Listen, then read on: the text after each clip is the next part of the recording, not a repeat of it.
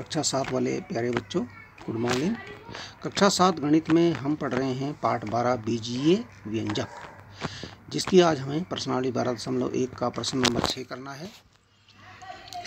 प्रश्न नंबर 6 है, बताइए कि दिए हुए पदों के युग्म समान पदों के हैं या असमान पदों के हैं। समान पदों के हैं या असमान पदों के हैं।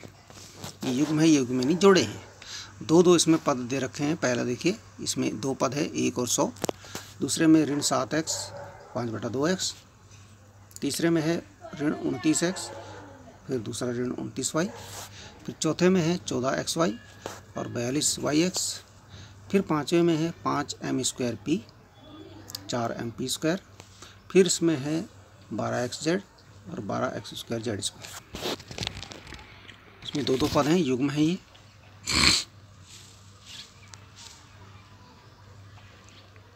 इसमें देखिए इसका हल कैसे होगा।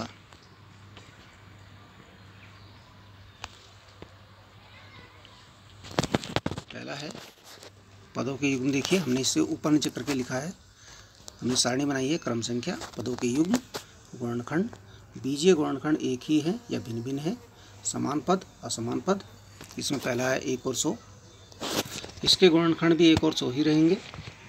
बीजीय गुणनखंड इसमें है ही नहीं, तो हमने सिर्फ लिखा सेम है, एक जैसे हैं। और पद इसके जो हैं ये कैसा है, जब इसके बीजीय गुणनखंड एक समान है तो उस पर ये समान पद हैं दोनों के दोनों। इसके बाद देखिए आगे, इसके बाद है ऋण 7x और 5/2x। ये दो पद हैं। इसके गुणनखंड होंगे ऋण 7 और x। इसके गुणनखंड होंगे 5/2 और x। देखिए इसके बीजीय गुणनखंड में यहाँ पर x है, यहाँ भी x है, दोनों में x है। यहाँ भी x है और यहाँ भी x है, तो ये एक समान है, एक ही है। इसके बीजीय गुणनखंड एक ही है, तो ये भी समान पद है। अब यहाँ देखिए दूसरा है, तीसरा ऋण 29x ऋण 29y। ऋण 29x के गुणनखंड होंगे ऋण 29 और x। ऋण 29y के गुणनखंड होंगे ऋण 29 और y। अब इसके बीजीय गुणनखंड देखिए, बीजीय यानी कि चर वाले गुणनखंड। इसका x है और इसका y है। ये चर गुणनखंड है इनके, यहाँ पर x है, यहाँ पर y है। ये अलग अलग हैं, भिन्न भिन्न हैं, इसलिए असमान पद हैं। दोनों के दोनों ये असमान पद हैं। आगे देखिए, ये 14xy है, ये 42yx है। इसके गुणनखंड होंगे 14 और x और y। इसके हो गए 42 और y और x। इसके गुणनखंड देखिए क्या क्या हैं, ये x और y है, यहाँ पर इसमें भी x और y है, दोनों में है। अब यहाँ देख लीजिए y पहले x बाद में है, ऐसा कुछ ज़्यादा फर्क नहीं पड़ता है पहले या बाद में, लेकिन है सेम। यहाँ भी एक x है, यहाँ भी एक x है, यहाँ भी एक y है, यहाँ भी एक y है, बराबर हैं, एक समान है, तो ये एक ही है। लिखेंगे एक ही है, और ये हो जाएगा समान पद। क्या लिखेंगे? समान पद। ठीक है, आगे बढ़ते हैं। यहाँ देखिए अगला है 4m²p और 4mp²। ये है हमारे पास 4m²p। देखिए 4, इसके गुणनखंड होंगे 4। m² है तो m और m दो बार होगा। p ऐसे ही 4mp² है तो 4, और m और p² है तो p दो बार होगा। अब यहाँ देखिए इसके बीजीय गुणनखंड यानी कि चर वाले गुणनखंड ये है हमारे पास। यहाँ पर देखिए 2m है और 1p है। यहाँ पर 1m है, 2p है, यानी ये अलग अलग है, भिन्न नहीं, एक जैसे नहीं है। ये भिन्न है क्योंकि यहाँ देखिए 2m है और यहाँ 2p है। यहाँ m एक ही है, यहाँ 2m है, यहाँ p एक ही है, यहाँ 2p है, यानी ये गड़बड़ हो रहा है। यहाँ पर ये एक जैसे नहीं है, यानी ये भिन्न भिन्न है, भिन्न भिन्न है। तो ये आपका समान पद नहीं होगा। ये आप क्या लिखेंगे यहाँ पर? यहाँ पर आप लिखेंगे असमान पद। क्या लिखेंगे आप? असमान पद। अच्छा आगे बढ़ते हैं। इसमें देखिए 12xz है, तो ये इसके गुणनखंड हो जाएंगे 12 और x और z। इसके 12x² z² है, इसके हो जाएंगे 12 x x² x और z² तो z। तो इसके बीजीय गुणनखंड यानी कि चर वाले गुणनखंड कौन कौन से हैं देखिए। यहाँ x और z है, यहाँ भी x और z है, लेकिन यहाँ x एक बार है, यहाँ 2 बार है, यहाँ z एक बार है, यहाँ 2 बार है, तो एक जैसे नहीं है। तो यहाँ लिखेंगे आप भिन्न भिन्न है। यहाँ भी आप लिखेंगे भिन्न भिन्न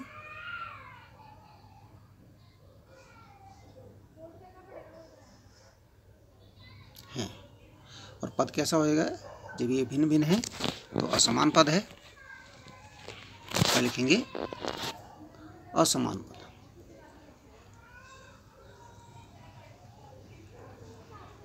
असमान पद, ठीक है। इस प्रकार से ही करना है आपने। पहले ये प्रश्न नंबर 6 था, प्रश्न नंबर 6 ऐसे करना है। अब यहाँ देखिए प्रश्न नंबर 7 हमारे पास है। प्रश्न नंबर 7 में 2 पार्ट हैं इसके, ए और बी। इनमें आपने समान पद छांटने हैं। इसमें देखिए पद हैं, आप देख सकते हैं ऋण xy²। सबसे पहले तो आपको प्रश्न पढ़ना इसको आना चाहिए पदों को। ऋण xy², ऋण 4yx², 8x², 2xy², 7y, ऋण 11x², ऋण 100x, ऋण 11yx, 20x²y, ऋण 6x², y, 2xy, 3x। इस प्रकार से हैं। ऐसे बी वाले में देखिए 10p3, 7p, 8q, ऋण p² q², ऋण 7qp, ऋण 100q, ऋण 23, ठीक है, 12q² p², ऋण 5p², 41, 2405p, 78pq, 13p² q और qp², 70p²। अब देखिए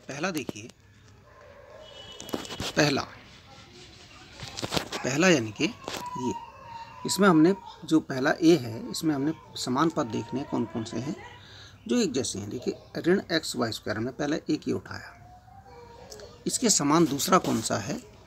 देखिए xy² वाला पद था जिसमें एक x और y² xy², एक xy², एक तो ये है, और देखिए एक x है y² नहीं है, x² और y है, नहीं चलेगा। बस ये 2 पद हैं इसके समान, ये 2 तो हो गए। फिर हमने इसको उठा लिया ऋण 4yx²। अब इसमें ऐसा देखना है चर जो है, अब ये नहीं देखना है, आपके गुणांक नहीं देखना है, शुरू में जो संख्यात्मक गुणनखंड नहीं देखना है इसका, ऋण 4 हो, लेकिन इसके बीजीय वाले देखने, चर वाले। देखिए yx² है यहाँ पर, एक y और x², एक y और x², ये है एक y और x² यहाँ पर है 20 वाले में, तो ये हो गया आपका 20x²y, ये इसके साथ आ गया, ये हो गया। इसके बाद देखिए अगला हम इसको उठाएंगे 8x², मतलब केवल x² है इसके साथ, 8x², ये 11x², इसमें एक x² है और इसमें ऋण 6x², ये सब हमने लिख दिए यहाँ पर, इसके समान पद हो गए। अब 7y बचा, 7y को उठाइए, 7y, और y वाला पद देखिए जिसमें सिंगल y हो, ये है सिंगल y, केवल ये यहाँ पर एक y है यहाँ पर, ये इसके जैसा हो गया। एक जोड़ा और देखिए। अब हमारे पास बचा ऋण 100x, ऋण 100x को उठाइए, ऋण 100x लिख देते हैं यहाँ पर, इसके जैसा और कोई है ऋण 100x, केवल x वाला, एक यहाँ पर जिसमें चर केवल x है, ये आपका 3x है, इसका जो समान पद हो जाएगा वो 3x होगा। अब हमारे पास बचे, क्या बचा, अब जो इसके अगला एक और पॉइंट बनेगा, ये 5वां था, ये 6वां पॉइंट बनेगा। 6वां पॉइंट ये आपका बनेगा ऋण 11y(x) और 2xy, ये बनेगा। इसके बाद देखिए, इसे हमने दोबारा लिखा है यहाँ पर प्रश्न को, बी वाले को। इसमें देखिए समान पद छांटने हैं। हमने पहले 10 PQ उठाया, इसको हमने उठा लिया। अब PQ वाला पद, जिसमें एक P और एक Q हो, एक P और एक Q, संख्या चाहे कुछ भी हो, एक P हो और एक Q हो साथ में। एक तो ये हो गया QP, एक ये हो गया PQ, ये हमारे आ गए। सेकंड नंबर उठाओ, 7P को उठा लिया हमने, 7P उठाया। अब इसके जैसा और देखो, जिसमें केवल एक P हो, 2405P, 2405P। इसके बाद तीसरा,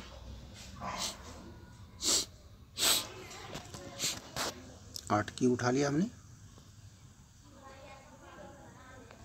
8Q।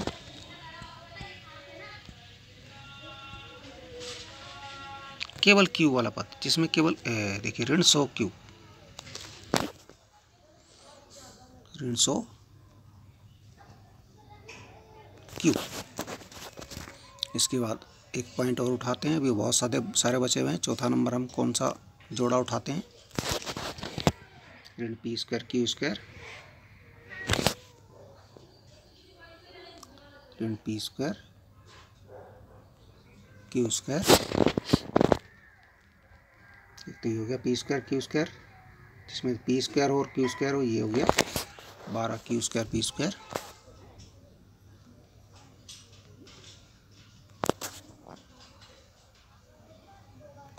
एक तो ये हो गया, इसको हम बंद कर लेते हैं। और भी है कोई, P² है लेकिन Q² नहीं है, ठीक है, इसको हटा दीजिए। अब ऋण 23 है, एक पद ऋण 23 भी आ गया। क्रम से उठाते चलिए, ऋण 23। अब देखिए यहाँ पर इसमें कोई भी चर नहीं है, ना P है ना Q है, ये बिना चर वाला, ये अचर पद है। तो अचर पद और ढूंढ लीजिए कोई जो बिना P और Q वाला हो। ये हमारे पास 41 एक पद है, इसका समान पद हो गया 41। अब 6वां देखिए और कौन सा हो सकता है। इसके बाद ऋण 5 P², ये बचा हुआ अभी। अब P² वाला ये दूसरा कोई ढूंढिए, सिंगल P² वाला, ये हमारे पास बचा हुआ है 701 P²।